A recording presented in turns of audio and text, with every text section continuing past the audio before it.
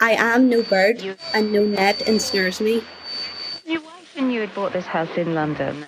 And that fits in with what we said earlier about having this diverse team that all comes together to create something fantastic. And that really resonates with me because I don't think we have enough women in the rooms where decisions are being made. And we don't want to rub out everybody's differences to try and make us all fit a mould. People will never forget how you made them feel. We create a better story. We leave better legacies.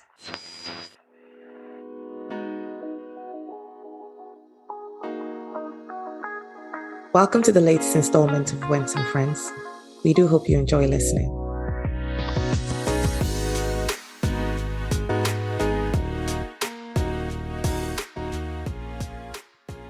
Welcome everyone to episode 2 of the Wents podcast series.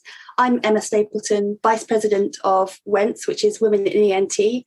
We're really pleased to present a podcast today, which we've titled Changing the Culture. We've got 2 very special guests. We're hoping to have 3, but we've got 2 very special guests from the Royal Society of Medicine. The first is Dr. Claire Bayntun. Claire is a clinical consultant in global public health and the Director of Global Leadership Programmes and Assistant Professor at the London School of Hygiene and Tropical Medicine. She's also an honorary consultant at Public Health England. Amongst many talents, Claire has a few activities which are very close to my own heart in that she's a trained mentor and is accredited as an executive coach and assessor of emotional intelligence, and she coaches health leaders from around the world. Her work at the Royal Society of Medicine includes chairing the Education Committee and leading the development of the RSM COVID-19 series of webinars, which we've all really enjoyed over lockdown. Our second guest today is Professor Nikhil Patel, who's chair of the academic board and a trustee of the Royal Society of Medicine. Professor Patel is an experienced senior consultant cardiologist who was appointed in 1999 as the youngest consultant cardiologist in the country and is now the Deputy Chief of Medicine and Cardiovascular Lead. Prof. Patel has pioneered new technologies with his eminent colleagues, and many of these have been featured in the media. He also undertakes a range of educational roles, overseeing training programmes in the KSS School of Medicine. He's co-supervised higher research degrees at MSc and PhD level and continues to undertake research into cardiac devices, management, heart valve disease, exercise heart function and clinical cardiology. And he was elected as the chair of the RSM's academic board in 2019. Now, we were hoping to have a third guest from the RSM, Dr. Sarah Filson, who is a trainee member of the RSM Board of Trustees. And we'd hope to have Sarah here because she's been a massive influence to the work that the RSM has done over the last year or so, and especially over lockdown. She's been a big influence. She's been really active in both her RSM role and in widening access to medicine. And so we're going to have a special guest appearance from Sarah once we've recorded this podcast at the very end. So if we're okay to get started, Claire and Nick, could you tell me a bit about the history of the RSM as an institution? Yes, I'm happy to give you a bit of insight. So the RSM was founded 200 years ago. And at that time, the societal norms were such that it was largely a male white membership and founding group to that.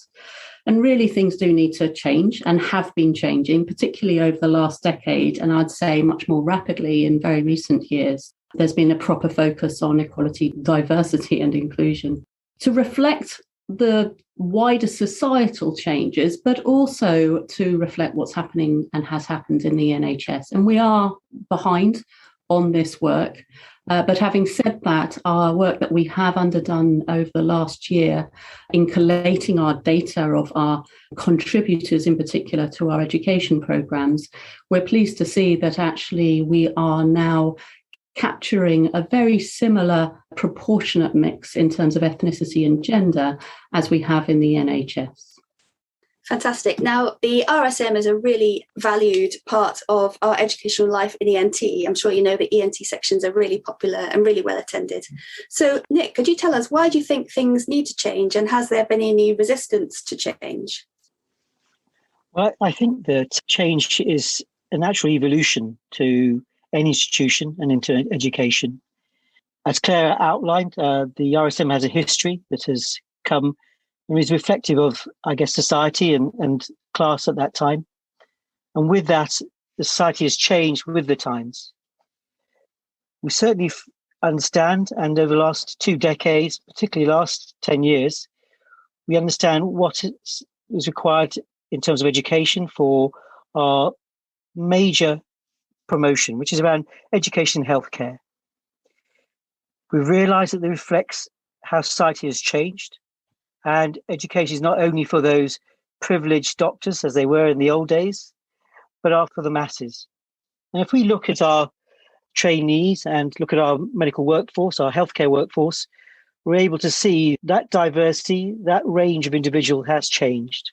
And so the society has moved on to be able to adjust to that. Nevertheless, all societies have a rich history and individuals that have been brought up in different eras. And our job is to improve understanding, improve awareness. And I'm glad to say that there's been very little resistance in the RSM towards that goal. It's crucial that we move forward with helping people understand, because I think, as you know, individuals don't realize sometimes that we all have I guess how we termed it, unconscious bias, which shapes our views and shapes our opinions rather than a purposeful issue around diversity. Brilliant. So I'm a fairly new member of the RSM Council of Otology, and one of the things we're looking to do is to get better engagement with our trainee members, because they are the fellows of the future. And I personally feel that the ethos of belonging is really important in keeping members engaged and encouraging new members to join. So how can we move within the RSM from it being a very exclusive club to being an inclusive club? So you're absolutely right. I think the trainees are our future, where the sections are lifeblood of the RSM, and we've taken steps to try and understand how our trainees feel. We've had a number of working groups and a number of opportunities for us to get feedback around this. And we've empowered our trainees to take us forward, to come up with ideas and suggestions. I think that's a crucial thing, because the trainees know how they feel. One of the reflections is they found the RSM daunting, and that may well be what you're describing, whether that's the situation around the institution itself. But moving to an institution that's inclusive, an institution that's welcoming, is key. And as a group, we looked to try and find out what is it that we could offer our trainees and the future generations. Mentorship, career guidance, and networking are three areas that we feel we can offer to our trainees. And that will be done in a number of forums with events, speakers, talking about our values to help try and bring our trainees into the RSM. So I hope going forward, the opportunity to meet other members of the RSM who are able to guide future trainees will help shorten that divide between the trainees and those established members. I might come in a little bit about the membership and the staffing and indeed the governance of the RSM, because those need to also represent what we want of our future, and that is how the RSM will become less daunting, and to take that word that has been given in feedback from trainees. And really it relates to your question earlier about whether there's been resistance. I don't think there has, because I think we all recognise that more diversity and inclusive practices will enrich what we can offer at the RSM. And that really is the priority for now and also for the future of the RSM, for it to survive, flourish, and really address its mission and vision as an institution. So we intend to build on, and in fact, last year we built on the Black Lives Matter movement as an opportunity to raise issues in equality, diversity and inclusion. Sarah and Nick both made important influencing contributions in our governance meetings for people to recognise what the issues are from their perspectives, from their lived experience. And from that, it's been much easier, if you like, it's been an advocacy tool to be able to build in proper measures, monitoring and KPIs, key performance indicators, for us to see how we are developing in these areas. So my hope, our hope, is that in the future, the RSM won't be daunting. It will reflect the breadth of representation in the wider NHS workforce and beyond in wider society, and that our leadership will recognise these needs of inequalities and more broadly in EDI, and be addressing those in the education that we offer. Thank you. That's brilliant to hear. That's really, really brilliant. So on a similar note, one of the things that COVID has brought to us is an increase in the amount of virtual education. And of course, that leads on to accessibility, in that virtual resources are more accessible to people who perhaps might not be able to come to central London. So do you feel accessibility of the RSM resources in education has been accelerated post-COVID? And where do you think this is going? Certainly, there's been a rapid evolution in digital technology and webinar-based teaching. So that has really opened up the education program to a number of individuals. The RSM over the years has been criticised for being very London-based, a London-centric institution, and this certainly has allowed all members to access educational programs from all parts of the country and from abroad. And I think that's that we've seen, and Claire may talk about, the overseas group of membership has certainly increased. We should bear in mind that, of course, our educational programs are focused on individuals that are slightly more privileged because they have access to digital technology. And therefore, the RSM is in that fortunate position to be able to deliver education to those groups. I guess from a broader perspective is the role the RSM may have in accessing education to other groups who are not so fortunate and don't have the digital technology. But perhaps its role, more importantly, is highlighting for others the issue around access to digital technology in education and lobbying in that regard. But I have equally been so impressed with our content series, which Claire may wish to discuss. Yeah, thank you, Nick. So we have in particular launched much more structured programs of education that are regularly delivered, that are across our specialities. In other words, they're relevant to all healthcare workers, and in fact have been relevant and drawn an audience much wider than that from the general public and from health media and from policymakers. And that is a role that the RSM can really build much further. The important thing there is that we can attract speakers because it's done through digital technology, remote access. We can attract speakers who are international, so we can actually look at what's happening overseas. And that's been particularly important in our COVID webinar series and also our health emergency of climate change series. And so having those perspectives is important, but it also gives us the opportunity of this wider audience that Nick has mentioned. So yes, a wider and looking to build our overseas membership, and we are being embraced in that respect, which is extremely pleasing. And thus we have a duty to continue to deliver for our membership, which are overseas. But as Nick says, it's not just those who are overseas, it's for those who are across the UK, it's for people who have dependents or just not the capacity due to their working shifts to be able to come in and join us in person at our events. So we are allowing events to happen that they can join interactively remotely or watch them later on YouTube to gain from that education. And a number of these series that we've spoken about specifically in the content series are also free, which is important for that inclusivity and allowing this objective information from a health professional's perspective to be available. Again, I'm thinking particularly in terms of information about the pandemic and in regard to climate change and planetary health. So I think it's a matter of geography being broadened. It's a matter of allowing people who otherwise wouldn't have seen the RSM as being for them to be able to join and benefit. It's for us to have an advocacy role and an information giving role for an audience wider than just health professionals and influencing policymakers, decision makers, and other people who are influential, such as health media. And then for people who have mobility challenges to be able to get in to central London or dependents. We've really been very fortunate, if you like, with the pandemic, offering us this opportunity to rapidly evolve what we can deliver much more broadly. We have to look at some of the benefits that have come from the pandemic, and this is one of them for the RSM.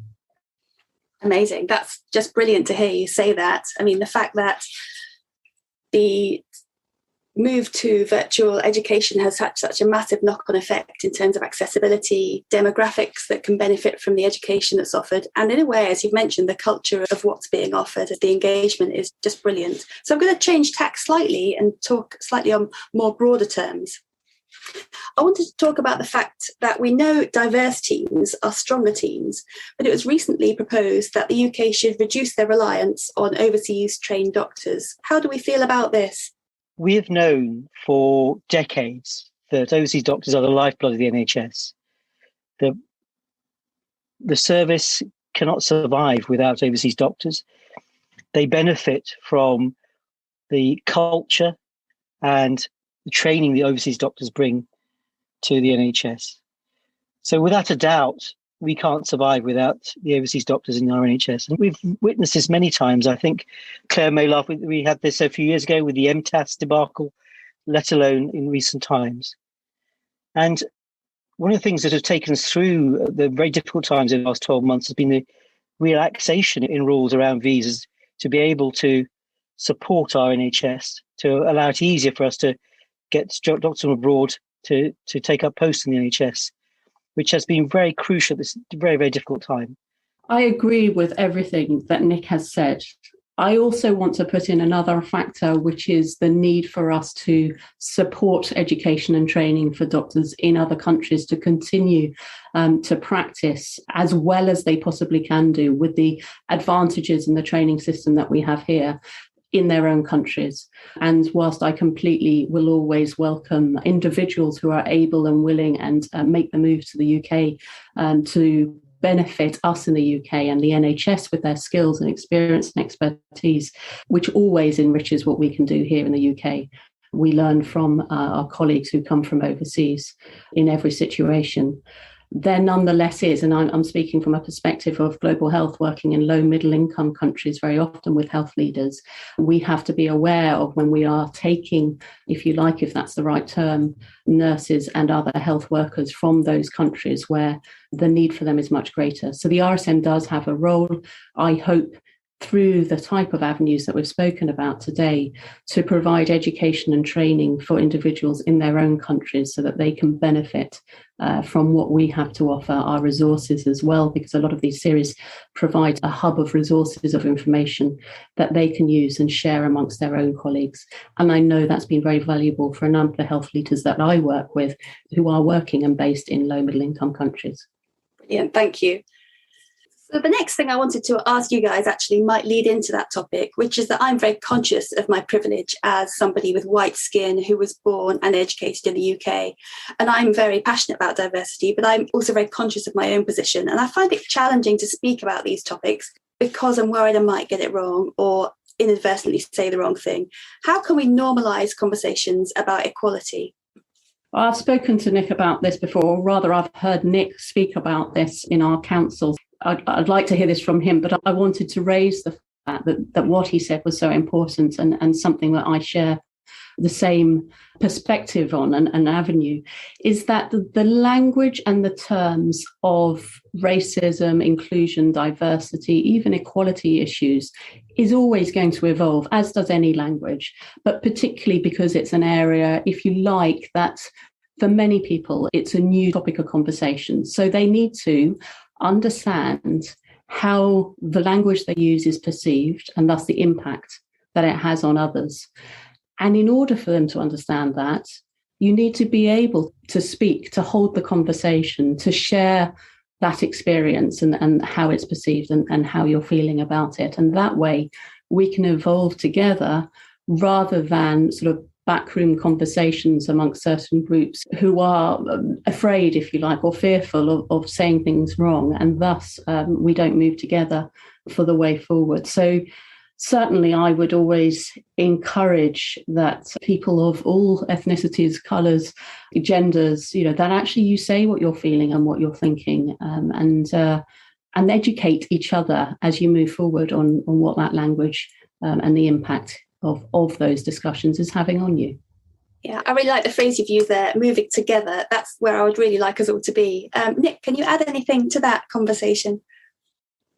So, yes, I understand as an Asian male some of the areas that we've touched upon. I think that language is tricky. And some of the work that we were doing was around a session looking at unconscious bias, looking at the use of language so that we aren't fearful about talking about subject. We must talk about it, and we should be reassured that it's right to talk about it and how we might discuss it without using the wrong terms. But I think that it is often that we see, I guess, racism is a term. We see bias, but unless you feel it, it has a very different sense to observing it. And therefore, it's really important that we educate each other. And again, I'd like that term together, educate each other on cultural values, on how we are perceived and how we are sensed. And there's often discussion around prejudging individuals. That doesn't have to do with race or gender. It can be in any format, prejudging individuals before finding out all the facts. But this stems from that sort of wider political and social disadvantages that people have in society. And I think from that, we see the issues that you came on to discuss around areas around poverty. We talked around infection rates during COVID. We can talk around maternity. So that stems in many other areas. But we should talk about it, and we should be aware of it, and we should have it within the curriculum for our future trainees and medical students so they can understand it. I love that idea. Having it in the curriculum is just brilliant. I mean, it's always been part of the hidden curriculum, hasn't it? Something that we sort of learn as we go along, but actually embedding this in everything we do. I certainly feel the next generation are going to be better at this than our generation have. And I think that's because we are starting to embed these conversations in everything we do. And I hope we get better as we go along. Thank you. One of the themes that often comes out when we're talking about diversity or lack of diversity is about merit. Now, this is a topic that I have opinions on, but I would really love to hear yours. What do you feel about merit? How should we measure it? And is merit the right word to use? So I'm thinking here, when you say merit, I think you're speaking in terms of roles that people may have and be able to move into in their careers. And there's the issue of positive discrimination, which some people can be concerned about. That is, they are the token person, woman, black person on a committee or so on. And here I want to raise something from my experience. I work with health leaders around the world. And what I have learnt from working with a large number of individuals in leadership roles is that there is never one single right person for any job. And actually, there is probably a range of people who would be excellent in that role, and they would be bringing different experience, different skills, different expertise, different insights to that position. And thus, where there is the feeling that there's a token black person on a committee or female on a committee, that person is actually critical for that committee, and no one should feel that they're a token gesture, because they will enrich the progress of that committee. Their contribution, their insights will enrich what that committee can thus deliver. Its understanding of the issues, the needs. Diversity, and it's been proven very much within business, where there's often more evidence because there's more research to prove it, but there's more evidence that where you have a gender balance within a leadership team, you will get a more successful organisation. And that translates into all these other areas of equality, diversity, inclusion, and also in terms of people with other disabilities that we've hardly touched on today, but is another important aspect of this conversation. Yeah, I completely agree, actually. I think that's a fantastic point. I've heard people say before that they feel people should not be appointed because they belong to a demographic, but because they should be appointed on merit. And as I said, I completely agree with you on this point, in that we all have different forms of merit. And there's been some fantastic work done by the King's Fund and by McKinsey, showing us what you've just described, which is that more diverse teams are more productive and more financially profitable, and they're just better teams. And we see that play out, don't we, in the teams that we belong to. Nick, do you have anything to add to that? I think that my own experience, I was always taught a merit. So if you worked hard, you'd automatically get success. And I think that's my perspective around merit. And unfortunately, society isn't like that. And it's very difficult for there to be a level playing field, because I was subsequently told, actually, you have to work that little bit harder than everyone else. And I think we've all heard that in some form or other. You have to work that little bit harder than everything else. And of course, why me? But and I think it's a reflection of society that you do have to do that. And the criteria in which we use to sort of predict performance is also one that's very difficult to quantify. How do you differentiate between individuals? And one approach may be around blind selection, so you don't know. We've moved away from putting people's names at the top of application forms, not having their date of birth on the application form. So I think that is a way of levelling up the playing field. But more importantly, it's, as Claire mentioned, it's all around changing culture, education. And I think that we should make the environment better in all institutions. And that's around mentorship, sponsorship, as you go through an organisation. So you're allowed to grow with that organisation. And therefore, the issues around merit and choice and selection are less so. I completely agree. If I could take this point to a different level, my perspective of merit extends a little bit beyond who are we going to choose from amongst our cohort of colleagues, in that I have experience of trying to set up initiatives which I failed at, but then I've had patient advocates who, because they had lived experience, had more success. And I think this leads into something we do in research, isn't it, which is patient and public involvement.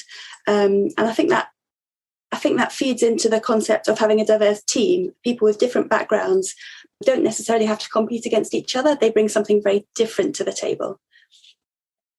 I agree completely. And one of the things that we talk about is stories. You know, stories are so powerful in every method of teaching or education.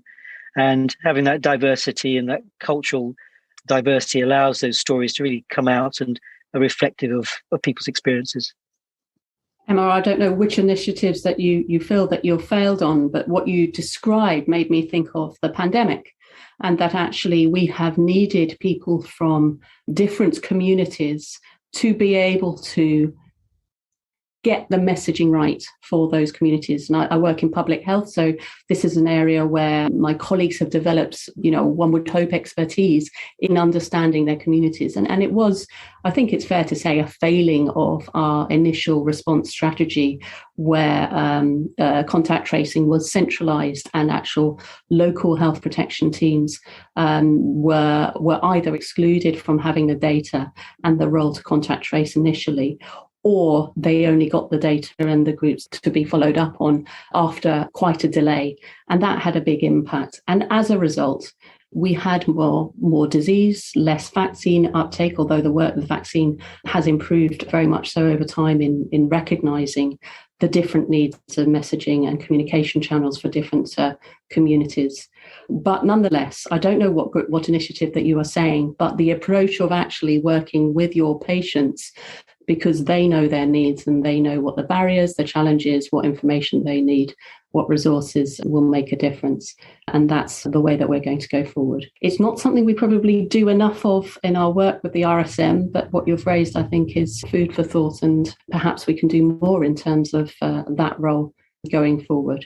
We actually have already touched on that when we talked earlier about trying to engage the next generation in the RSM and try and make them feel as though they belong. And Nick did speak about how the trainee representatives within the group had been very proactive and very productive in pushing this forwards. And I think what we've touched on is the fact that actually merit is very diverse itself, isn't it? And that by bringing those skills together, we can create the best outcome. So moving back to the RSM, which is what we're here to talk about, what are the RSM doing to actively promote awareness of equality, diversity and inclusion? The first instance, it's recognising the issues around diversity and inequality. I think we heard that the RSM is looking closely at its membership, looking closely at its events to ensure that diversity and inclusion is a major part of that. More importantly, it's taken steps to raise awareness. And we've had the privilege of having a webinar on inequalities in healthcare around COVID, with Michael Marmot chairing that going forward. There is discussions at a moment of expanding that area to raise awareness and to look at all themes on inequalities. And that is race, gender, sexual orientation, poverty, homelessness, geography. The list is endless. But we really hope that we'll be able to take that forward over the next 12 to 18 months in our content series. Yeah, I'll just add on that. I mean, so in terms of what the RSM is doing, we touched on before the monitoring that we are currently doing. So to give some sort of specifics on that, we have, in terms of our current event speakers, we have approximately 58% over this last academic year, so starting from October 2020 until now, and we are in August 2021, 58% have identified themselves as male, 41% as female. About 74% are identifying as white, so about 26% is coming from other ethnic groups, with the largest group being Asian British at 14%. And in terms of our section council members, we have looked at that hadn't been looked at before, and we have a gender split of approximately 57% male and 35% female, and some choosing not to identify their gender. And I think we're all working actively at the RSM to try and attract and encourage a greater mix of representation. And this is being monitored on a day-to-day basis by our Dean at the RSM. We at the Education Committee, which I chair, Nick and I are both part of, we monitor this data at all of our meetings, and we report back to our governance board, the council of the RSM. We're looking to expand the areas that we look at. But then touching on what Nick has said, and I come from public health background, so the social determinants of health and disease, which are critical to all the events that we offer across our sections and across our membership of different specialities, necessarily they are seeing the outcomes of these social determinants of health, structural racism, for disease, vaccination, education, employment, all being part of the outcomes that we see in our clinics. So we have a role at the RSM to address and highlight these health inequalities, and to make sure that health professionals are empathetic in their approach, that they consider these factors, and that they work together, often with other services, to try and support these individuals, because that is the only way that we're going to deal with disease and health problems, is to work upstream and address those issues. And that also requires an advocacy role in influencing policy. Amazing. That's some really great work going forward, which extends beyond anything I could imagine within my small world of ENT. And it's really impressive. So thank you so much for sharing. So finally, if you could each offer one piece of advice or one pearl of wisdom to our listeners about advancing diversity inclusion within their own circle, what would that be? Well, in my work, I work with a lot of individuals from around the world, and thus I know what is universally important message to communicate people as they face all the challenges, as we do in our life, in our careers, in our relationships, and in our decisions. And that is about knowing your values. When you truly reflect and know your values, you can speak with credibility. You will develop a followership, because they start to hear and listen to what's important to you and why. And this is critical in this arena of equality, diversity, inclusion. When you have thought about what matters, what the problems are, what the challenges are, and what you want to do about it, because you know your values, because you've thought it through, then you can have an influence, and you can do that with resilience and go ahead to advocate in the way that you need to, without any self-doubt and without censoring yourself. That is our responsibility. So for me, my advice is try not to prejudge. I think it's important to take the time to listen and learn, because I think people feel appreciated by that. And above all else, be compassionate to all. I think that's a real message for me. Thank you both for those brilliant answers, and for your really powerful discussion, which has extended way beyond the Royal Society of Medicine and way beyond this conversation. I've learned a lot about you both as individuals and about the work that you do, but as well as that, about the wider vision that the RSM has. And I hope you don't mind me ending on this point, but I cannot wait to hear what Sarah has to add to the conversation. Yes, Sarah has been instrumental in leading this work at the RSM. So I'm delighted that you're having the opportunity to capture her voice and her insights and perspective on this important area. Thank you, Emma. Thank you very much, Emma. So I am delighted to say that we now have Dr. Sarah Filson with us. She's a trainee member of the RSM Board of Trustees, and she's been hugely influential regarding the direction of the RSM over the past few years. So Sarah, welcome. Would you like to tell the listeners a bit about yourself? Thank you, Elle. Thank you. So good evening, everybody. Yeah, my name's Sarah. I am by trade an infectious diseases doctor.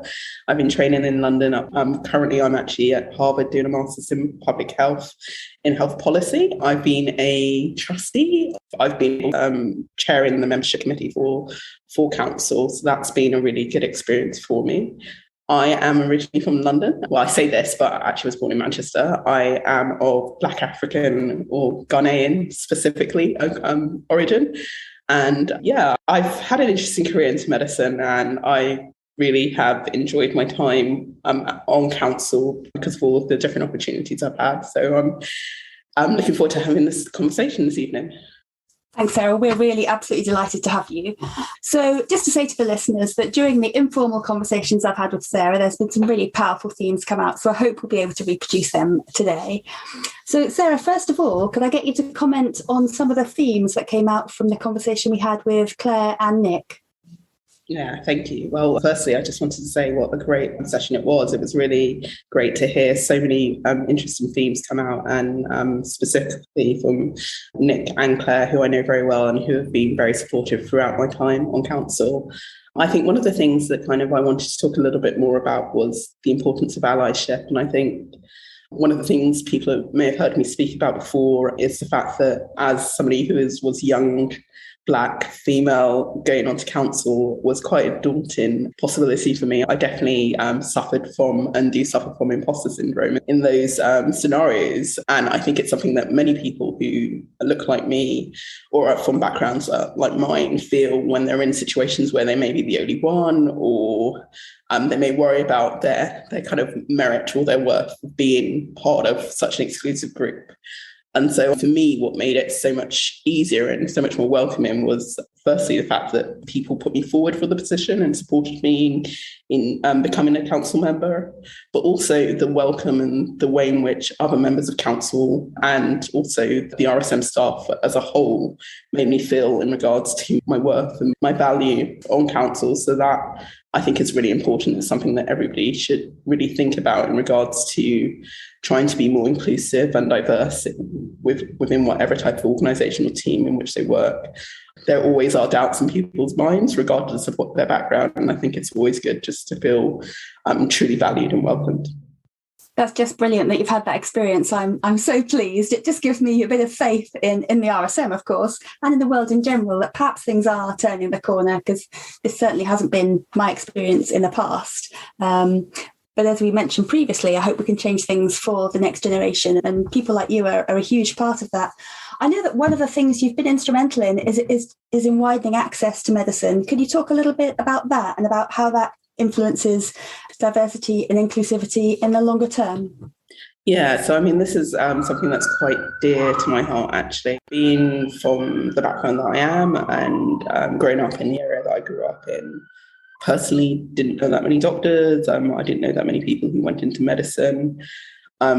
And I was fortunate enough to go to a school which gave me opportunities beyond my immediate scope. And for that, I was very grateful. But I think it also instilled in me the idea that when I am in a position I am in now, I need to do more to ensure that that door remains open and that we can widen access as much as possible to professions like medicine. Because I think we all know that we work, at least in across the country, we work in very diverse communities. And the more that the profession reflects the communities in which they work in, or just reflects the community as a whole, the better that is for patient care and for just general well-being of everybody. I think it's a really important thing. So one of the things I do quite often is I will do kind of talks in schools. I do a bit of mentorship, and I've done it over the years through a number of different organisations, because sometimes it's hard to fit it in, but where I can, I've just tried to help out different organisations when I can, and where I can, I found that really helpful and really rewarding. Amazing. I don't know how you fitted it in, but that's just such valuable work. If I could touch on two really powerful words that you used earlier.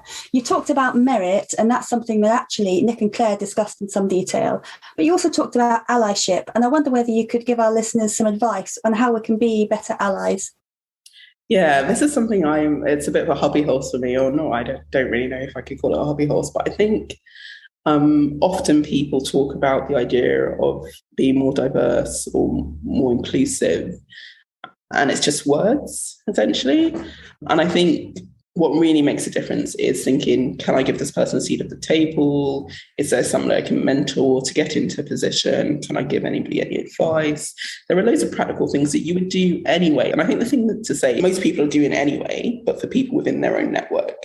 And I think it's just a case of thinking about how can I widen my network and ensure that actually the influence and the power that I have or the privilege that I have is shared with people who perhaps aren't necessarily people I would naturally normally be associating with or would normally be within my social circles.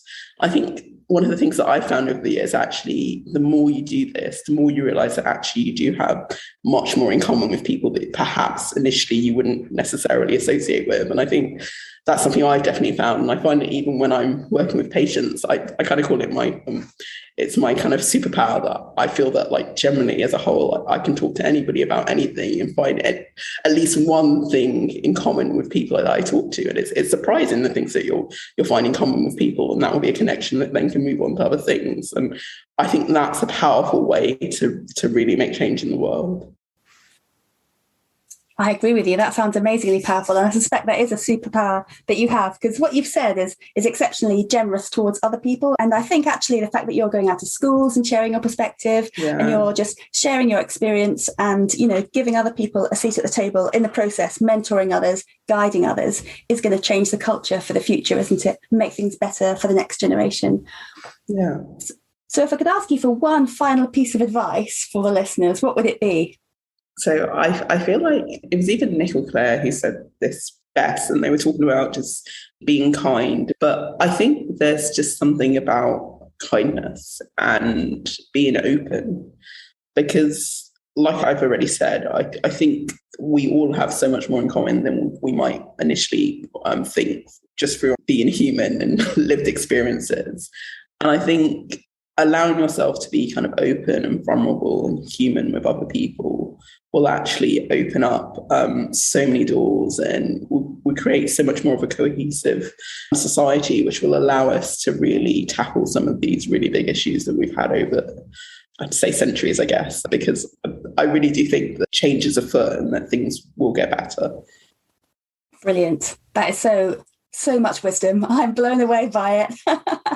Fantastic. So, I mean, in a short time, we've covered a lot of themes, haven't we? We've talked about widening access. We've talked about a bit of imposter syndrome. We've talked about allyship and about giving other people an opportunity through our own experience. I think this has been absolutely brilliant. Thank you so much. Do you have any final words to share with the listeners? Once again, I just want to say thank you to everybody at the RSM, both staff, council members, volunteers, everybody I've met over the last 4 years while I've been on council. It's been a really, truly amazing experience, and especially throughout the pandemic where they've had to deal and make so many changes so quickly. The staff and the team and everybody have just been so amazing, and I can really see that in the future there'll be really good things to come. And I'm excited to see what happens over the next 4 to 5 years. Well, thank you as well, Sarah. I'm really glad I got to meet you across the airwaves. And You too, Ella.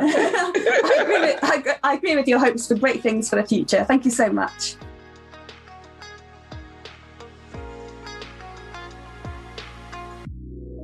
We hope you've enjoyed this episode as much as we have. Thank you once again to our guests for their time and for participating in what can be quite challenging discussions. We will continue to tackle the complex issues of diversity and inclusivity throughout our series, and we hope you continue to join us. You can listen to our podcast on all major platforms such as Spotify, Apple, Amazon, etc. And do make sure you subscribe to receive alerts on our show as new episodes are released. We also invite you to leave a review, and if you have any questions or suggestions on topics you would want to hear, then please drop us a line at wents@entuk.org. Thank you for listening.